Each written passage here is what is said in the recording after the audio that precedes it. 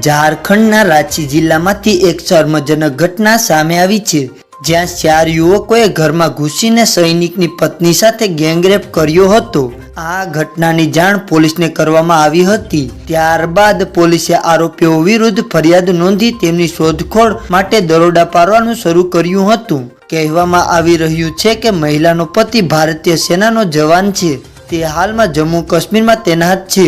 મધ્યરાત્રિએ મહિલાને ઘરે એકલી જોયા બાદ 4 યુવકોએ બાળકોની સામે જ તેના પર ગેંગરેપ કર્યો હતો। ઘટનાને અંજામ આપ્યા બાદ આરોપી સ્થળ પરથી ફરાર થઈ ગયો હતો। એક બાળક 4 મહિનાનો અને બીજો બાળક 7 વર્ષનો છે। મહિલા આરોપીને ઓળખતી નથી। ઘટનાની માહિતી પીડિતાના પતિને આપવામાં આવી છે। પોલીસનું કહેવું છે કે આ ઘટનાનો વહેલી તકે પર્દાફાશ કરવામાં આવશે।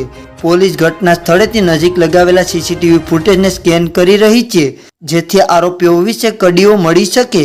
તો મિત્રો, આ વિડીયો તમને કેવો લાગ્યો તે કોમેન્ટ કરી અને જરૂર બતાવજો, અને વિડીયો સારો લાગ્યો હોય તો વિડીયોને લાઈક કરી અને ચેનલને સબસ્ક્રાઈબ કરી દેજો।